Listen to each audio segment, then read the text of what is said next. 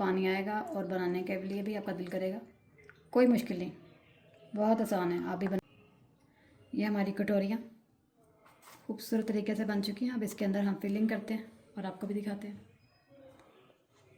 अस्सलाम वालेकुम। आज मैं बनाने जा रही हूँ बहुत ही स्पेशल और बहुत ही अलग कटोरी चना चाट। और ये कटोरी हम बर्तनों वाली कटोरी नहीं होगी, इसको मैं मैदे की डो से कटोरी बनाऊँगी। और पहले हम चना चाट की तैयारी कर लेते हैं। ये बॉयल चने हैं, आलू, खीरा बरीक कटा हुआ, सब्ज़ धनिया, पुदीना और सब्ज़ मिर्च, ये भी बहुत बड़ी कटी हुई, टमाटर, सब्ज़ प्याज और ये 2 माल्टे। और ये इमली की चटनी बिल्कुल साफ़ सुथरी आपने कर लेनी है छान कर। अब हम चना चाट बनाते हैं। एक खुले बाउल में आप चने पहले, जब आप चने को बॉयल करें उसमें थोड़ा सा नमक डाल लीजिएगा, उसका टेस्ट बहुत ही अलग तरह का आता है।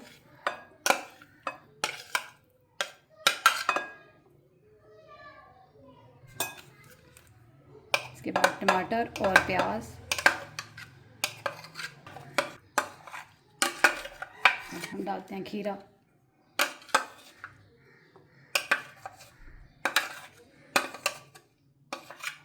इसके ऊपर पुदीना, धनिया और सब्ज़ मिर्चें, पीसी हुई नमक और काली मिर्च बिल्कुल चुटकी भर, आधा चम्मच नमक, आधा चम्मच पीसी हुई मिर्च, थोड़ा सा गरम मसाला और चाट मसाला, आधा चम्मच इमली की चटनी।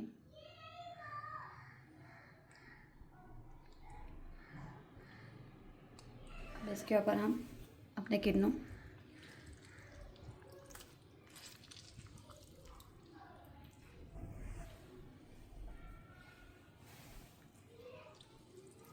इसको हम मिक्स करते हैं।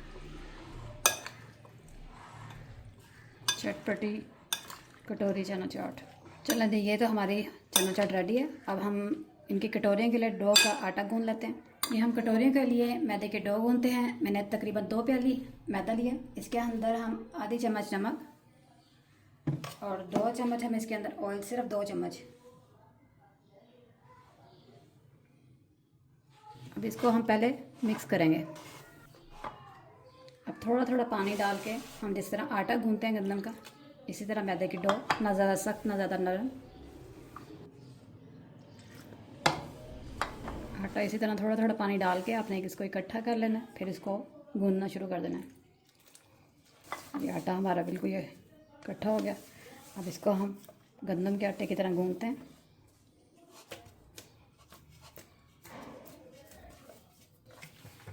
ये मैदे का हमने बिल्कुल अच्छे तरीके से आटे को गूंद लिया है। अब इसको तकरीबन 1 घंटे के लिए फ्रिज में इसको ढक कर रखते हैं, फिर इसकी हम कटोरियाँ बनाते हैं। 1 घंटा हो चुके, अब हम इसकी कटोरियाँ बनाते हैं। छोटी छोटी पेड़ियाँ हम बनाते हैं पहले।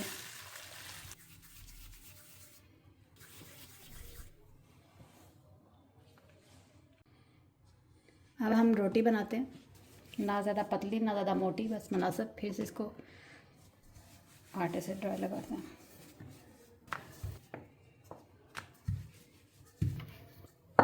अब हम कटोरी बनाने के लिए, ये दूध फेंटने के लिए हर किसी के घर में होता है।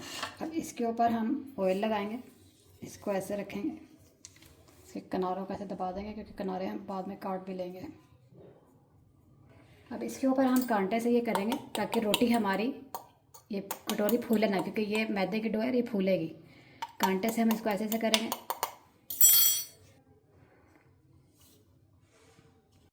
ऑयल को आपने पहले अच्छे से गर्म कर लेना और आपने इसको ऐसे नहीं रखना, इसको सीधा ऐसे कर देना है।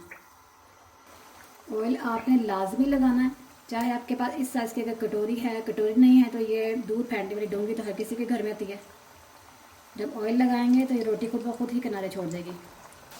ये देखिए किनारे छूटने शुरू हो गए हैं, इसके किनारे उतर गए। अब छुरी की नोक से आपको ज़रा सा इसको ऐसे करना है। ये हमारी कटोरी खूबसूरत सी एक तो रेडी हो गई है। आपने फिर एक चम्मच से इसको कांटे से आपने बैक साइड से निशान लाजमी लगाना है ताकि ये हमारी कटोरी फूले ना।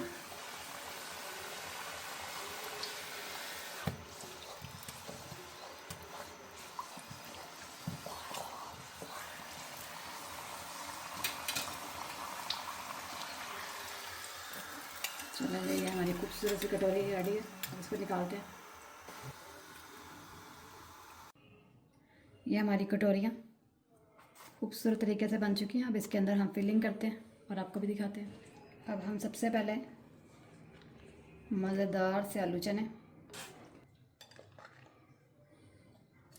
ये एक बड़ा प्याला,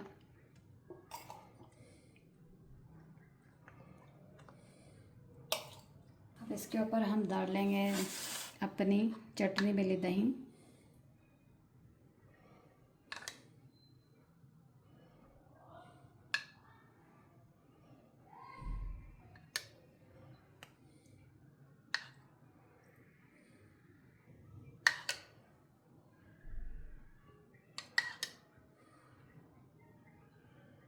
अब इसके ऊपर हम डालते हैं इमली की चटनी। ये है हमारी कटोरी चना की फाइनल लुक, और आप भी इसको बनाएं। और ये बहुत ही आसान और बहुत ही मज़ेदार रेसिपी है।